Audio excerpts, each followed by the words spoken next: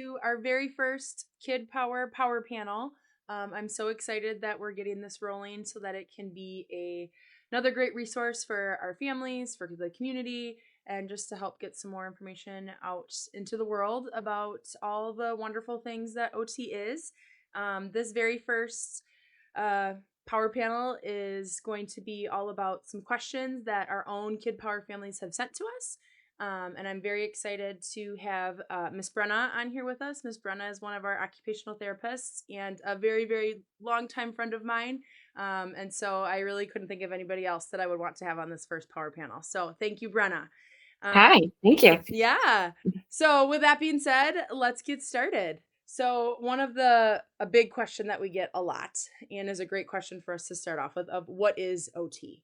And so if you want, Miss Brenna, I'll start out, and then you can kind of share some of your things too.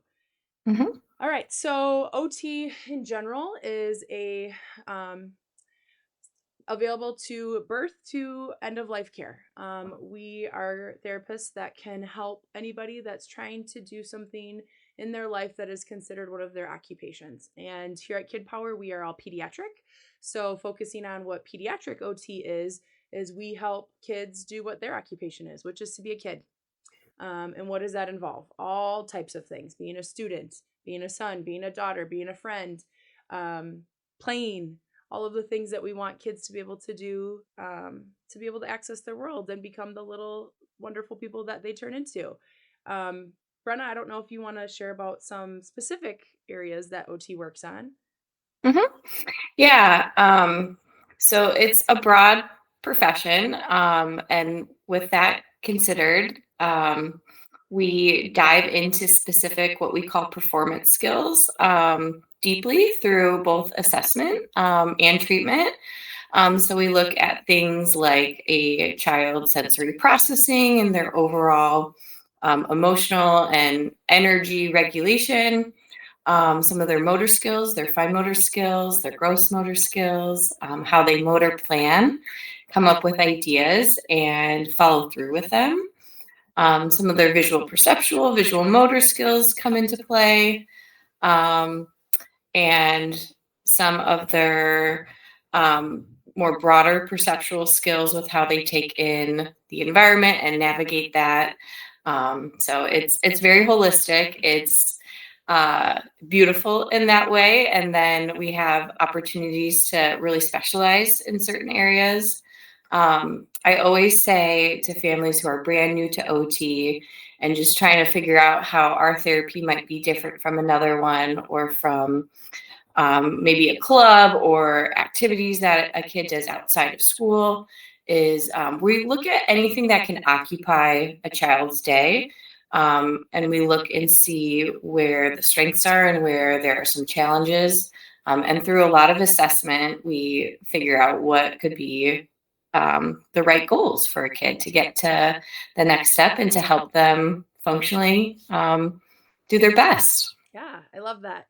I think that's why so many of us get into peds, because we just love to see kids blossom into all the things that we know that they're capable of, but potentially have either some of these motor challenges or the sensory processing challenges or whatever it may be that is kind of making it harder for them. And we get to problem solve and figure out to find the best way, because it's not that they really can't do it, it's just they're having a hard time being able to figure out how to. And we get to kind of help mend the road to do that, and that is really cool. And every pediatric place is slightly different. I will say that here at Kid Power, we are lucky enough to work with itty bitty tinies. There's a couple of us that work on babies, and we partner with like lactation, and we work on just those basic oral motor feeding, developmental milestones of tummy time and all of that, all the way up into our older, kiddo population of high school and transitional age, and getting them ready for things like a job or life skills. And then all the fun stuff in between. So our days are never boring and they're always different. So I think a good segue then into our next question, which is something that we talk about all the time in OT, and every kid that walks through our doors is something that we target. Another question that came in is, what is regulation? So Brenna, why don't you start with that one? I love to hear you. I love your answers to this question. Yeah. Well, regulation is just being able to kind of go through the flows of daily life and all of the emotion and energy that comes with it. Um, when I first started in pediatric therapy, I remember seeing goals and writing them myself too about being able to find calm, which is a beautiful skill to have. But I've learned in time that that's not necessarily what regulation is. Regulation is being able to recognize how you're feeling and sit with it. Um, Recognize if that feels right to you, if it feels comfortable to you, and if need be, if you feel it like it's necessary and the situation calls for it, being able to adjust. So being able to go from um,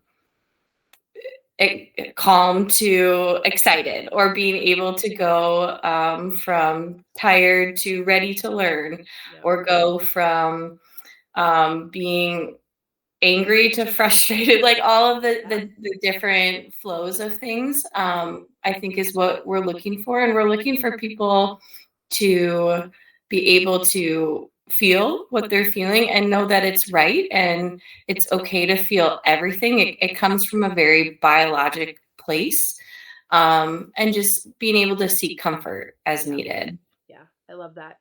And I think that's something that comes from a place of we really have to educate, right? Our families or even other educators or professionals about what that looks like, because like you said, and I'm also guilty of it, it used to have this perception of regulation is that calm and able to take on no matter what's being thrown your way. But truly it isn't that, because I can tell you right now there are plenty of days that I'm never calm. But I still have to get through my day and I can function just fine. And so, I think that that's important. Another big thing that always sits with me when it comes to regulation is it's not always trying to avoid the dysregulation, and being Mhm. able to sit with those big feelings and how to get through it. Right. And that's really hard, especially for us as grown-ups. We never want to see our kids struggle, but that's part of the journey. That's where those skills come to play, is we have to find, something that doesn't feel great and be able to go through it with somebody else, or on our own. And that is what we get to be a part of all the time. So I just love that the regulation conversation is changing a ton, because I think it's really huge. Um, yeah. Yeah.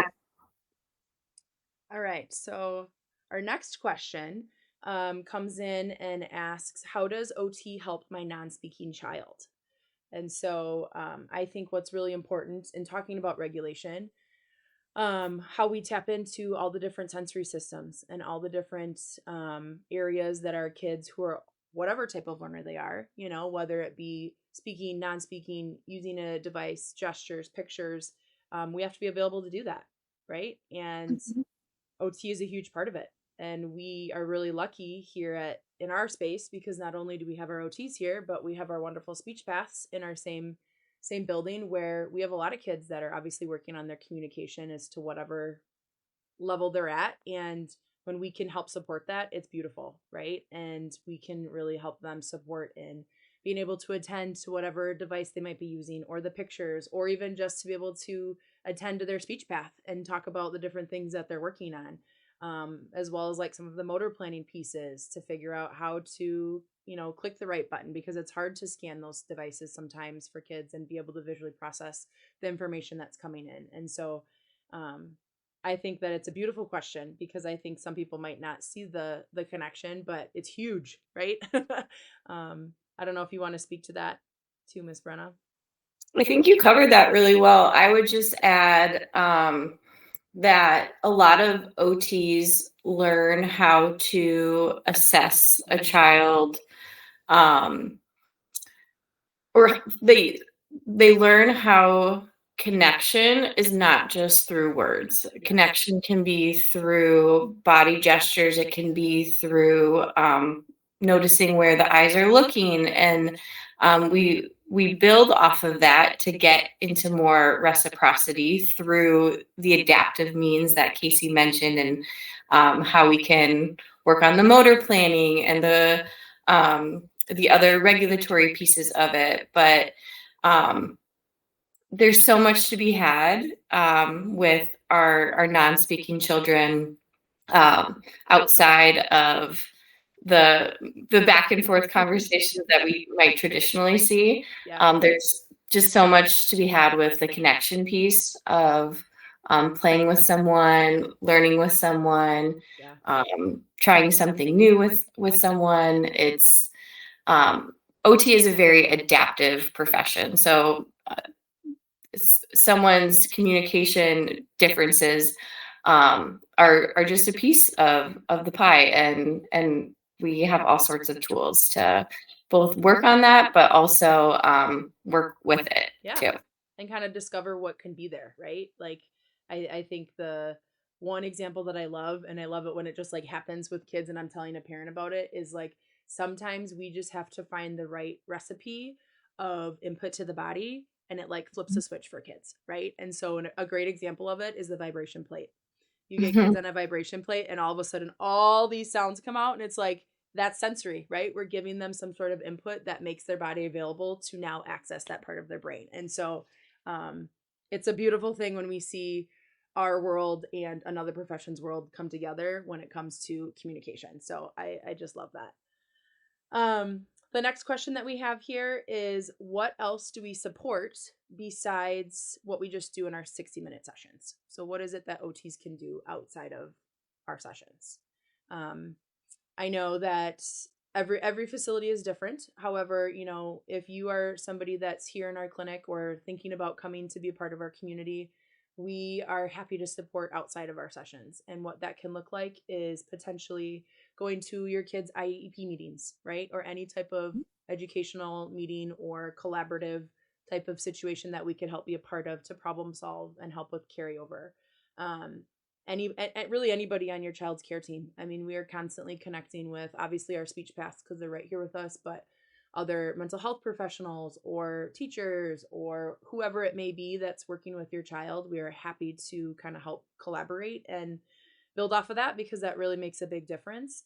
Another big one that I find joy in, and I know a lot of us find joy in, is kind of helping with like parent coaching or family coaching, right? And so being able to give that information in the last 10 minutes of our session isn't always doable, right? And we have so many parents and families that ask like, "Oh, what about this?" And so I love it when a family is like, can we set up a call? Can we set up a meeting?" Absolutely. Let's talk about it and how we can kind of help educate so that families know the tools that we're working on and be able to incorporate that at home.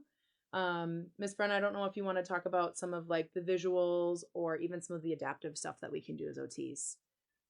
Mhm. Um, as OTs, we love crafting. Most of us do anyway. Yeah. And we're inventors in a lot of different situations. We like to make things, whether that's adaptive tools, use adaptive equipment, um, make visuals, make Yes. stories. Which We Miss like Brenna does so well, by the way. If you've never seen a Miss Brenna visual, like, oh, they're just amazing. thank you That's gonna for be my saying Miss Brenna plug. She's the best. that. Yeah, it's anything multimodal that we can use to help a child process a situation, whether it's cognitive processing or motor processing or sensory processing. Mhm. We just want to meet kids where they're at and be able to help them access something. So we do that with all sorts of supports. Yeah. Um, and it's one of the most fun parts of our profession. So if you're ever curious or if you're seeing something and you want to ask, I bet your therapist would be super excited about Yeah. it. Yeah. And with that said, too, I've learned so much from families too. Oh, I yes. get so many good ideas from Yes. like families showing me things, Hmm. or like a kid will come into session with something and I'll be like, wow. And it's just a wealth of resources when we have OT at large, but then we have some really creative and adaptive families as well. Yeah. It's powerful. I think it could be really fun if like there was ever a time when like somebody like just brought a random thing and you asked a bunch of OTs, like, how could you use this? And I guarantee you, we could come up with pages of fun things of how to use it, right? Like, Yeah. you want to One of ignite my your OT, do something like that because we're like, ooh, game on. Yeah. One of my favorite things to do with OT students is Oh, to, like, go shopping with them or go to a thrift store and yes. say, "Hey, what could we do with that?" Yeah. Because that was just something I did in OT school, and it stuck with me, and it's fun. We're kind of like little hoarders, if you will, because it's hard for us to throw something away because we're like, wait, we could use that for something. And we love to be able to help families do that too, right? So again, talking about like that parent coaching piece, if there's something that you know your kiddo loves when they come to therapy, and it may not be something that's easy as just, oh, purchase and bring it to my home, let us know because we have really gotten creative in the sense of helping create cozy spaces at home, helping create different regulation things that can be on the go, right? And so that's what OT is all about, is to be able to make it functional outside of these walls. So please, please, please tap into us because it's one of our big joys that we love to do. Um, okay, next question that came in is how do I know my kid needs OT? And I think this is a really big question that we get a lot because kind of in talking of like what is OT, I think a lot of people don't always know what we do.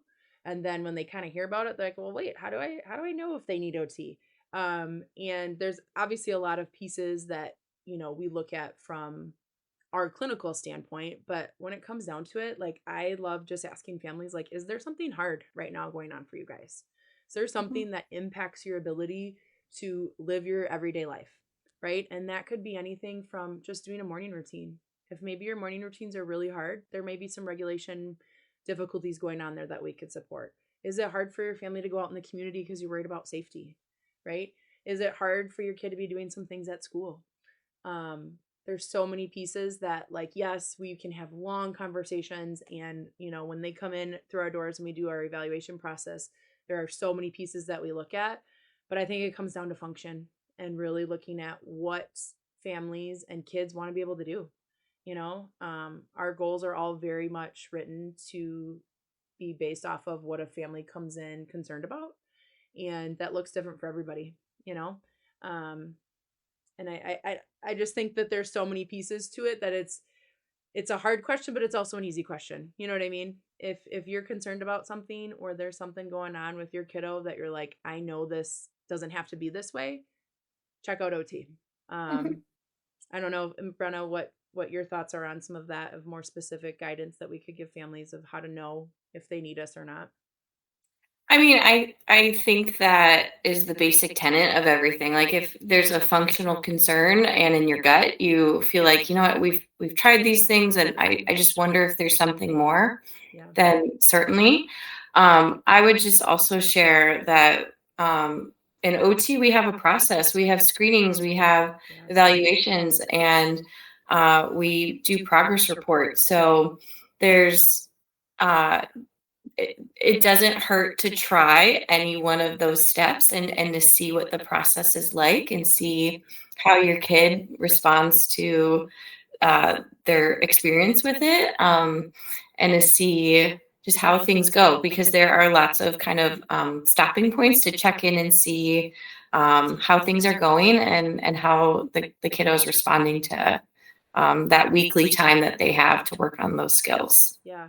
And I think a lot of that changes a lot of times too for kids, right? We go through all these different phases of life with children. And, as soon as we maybe are starting to work on something else pops up, right? And then we have to kind of adjust our priorities. Or let's say we're getting something totally nailed down and like, cool, we've got that. And oh, now our kid's about to hit puberty. That's a totally different Mhm. regulation phase of Mhm. life too, right? And so it is one of those things that is ever changing. And one thing that I love about being an OT is that we have the ability to tap into any of those areas really, because they all fall under our umbrella of occupations that we can work on. And I also just want to plug here too, because I think this is one that gets lost a little bit, is the mental health aspect.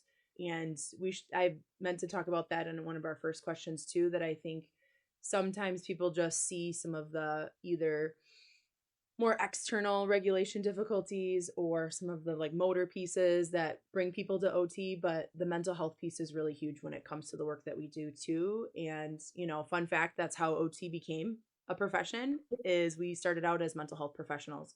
And so, if you have kids that are struggling with depression, anxiety, any type of those, behavioral health diagnoses, if you will, OT is a beautiful connection to that. And we are lucky that we do have some great partnerships with some awesome um, mental health professionals, and the work that we can do together is just incredible, because we are so body and sensory based that if you have a kiddo that's struggling with anything there, please give us a call, because we can actually, either help with it or at least direct you in the right direction, because that is something that kind of falls under our realm. So yeah, all good things there.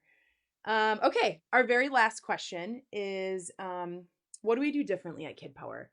And I'll start by saying that, every facility that has OT, whether it be pediatric or not, has their own framework, right? And every clinician has their own framework. And so, as a pediatric population, there are so many ways that you can go with how you want to be a pediatric therapist.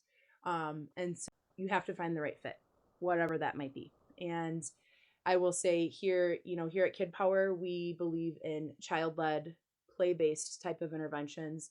We're very big in, the sensory processing piece, and maybe some reflex integration. We've got a lot of different resources under our roof, and I think it's just really important to know what kind of frameworks different clinicians have, and truly, you have to find the best that fits your needs. And there are some really great places all around, and you just have to kind of find what fits. I think something that is energizing for me as a leader of Kid Power, is really making sure that we are connecting with families, and that people walking through our doors are not just another number. I want everybody to be seen and heard, and making sure that we're targeting what families want, not just what we think should be happening. And I think we do that very, really well. Um, yeah, and there's so many pieces that come to being a pediatric OT that it's hard to say, what's what is what, but you just have to kind of find the best fit. And I think that there's a lot of different interventions, and you have to know which therapists also are doing a lot of research and trying to expand that knowledge. I'm very lucky that, Brenna and I both have met wonderful, amazing, incredible OTs who are still our mentors today, and has shaped the clinicians that we are. And you kind of sprinkle that in, and there is never enough knowledge that you can have in pediatric OT, and you have to keep searching for that. And so that's also something that is really big here, is that if I have therapists that want to learn something, we're going to learn it. We're going to go to that course. We're going to work together. We build in supervision for a lot of our therapists to be able to talk about their individual caseloads, get guidance on things. And it's for all of us, right? It doesn't matter if you've been an OT for a year or 100 years. We all can problem solve together. And then we also do like group supervision, right? So we talk as a group, and let's talk about this type of intervention and how can we utilize it with our current clients. Let's get ideas. I think that's really big. What are your thoughts, Brenna? Sorry, I kind of took that one over because I was just like, all the good things. Well, it makes sense. It's another a baby of Yeah. yours, and Casey brings the best of the best to Kid Power. Everything that you could consider to be a current and top tier, top of the line intervention for pediatric OT is at Kid Power. And if it isn't there in this moment, because it's being developed, you can bet that there are a lot of eyes and ears looking out for things, and it'll be there soon. It's a building that is filled with so many different tools. It's a literal toolbox of a building. So it's such a wonderful place to be, not only for that purpose, but as you mentioned, a wonderful feel in terms of community. And I just love how the strengths of a child and the affirmingness of who they are is front and center, and how that's really used as the means to get them from where they start to where they're going. Yeah. It's a wonderful place, a wonderful community with so many resources, and just top tier therapy. So Well, thank you, Brenna. I do have to say that our team collectively, though, one thing that we all have in common is that we all love what we do, right? And I'm not saying that other people don't in other places. I can only talk about our team, but um, it is very rare that you get one of our therapists to walk through the door and isn't going to share something exciting or ask a question, or how many of us get pulled into a conversation and we're here late, right? Because we just love what we do and we want to make sure that families and kids are getting what they need. I'm sure a lot of families, if you're watching this, you've been in a situation where the system is hard. It's a really hard thing to navigate when you have a kid who's having some challenges, and that sucks. And so we are here to help make those connections and see what other resources we can give you, because they don't really make it easy for families. And that is hard because you're already working on something hard in your life. And so let us help make that a little bit easier for you. Um, and just to know that you have a safe place, right? It's hard when you've got a lot of stuff going on in your life, and we're here to listen to all of it and see what we can help you with without judgment, and know that you're in a good hands and that we can help get you to some good things. So all the good mushy gushy feels, and I hope that families feel that when they walk through our doors. And why I'm so excited to have this type of resource available. Our power panels will happen every month, and they will be a part of our newsletter and accessible on our website and things like that. And every month we'll target something different. If you are a family who has questions, send them our way, because this is great conversations for us to have. And you're probably not the only one having those questions, so it can help get those answers out to people. Anybody is welcome to reach out to your own clinician. You can reach out to me anytime. We also have a family and community outreach coordinator now. Her email is kpconnect@kidpowersource.com, and she will be a great resource for you as well. Her name is Amanda. Um, and yeah, so I'm excited. November Power Panel is going to be based on mental health and OT, and we are going to have Lori, who is a licensed clinical social worker as well as the owner of Small Steps, Brave Changes. And we work with them quite frequently, and I'm really excited to get her so that we can kind of share more about what OT is from that mental health aspect. So stay tuned for November. Brenna, thank you so much. So much thank love to you, you. girlfriend. Um, this was wonderful, and I hope that this was helpful to our families out there. Please reach out if you ever need anything. Thank you so much. Bye.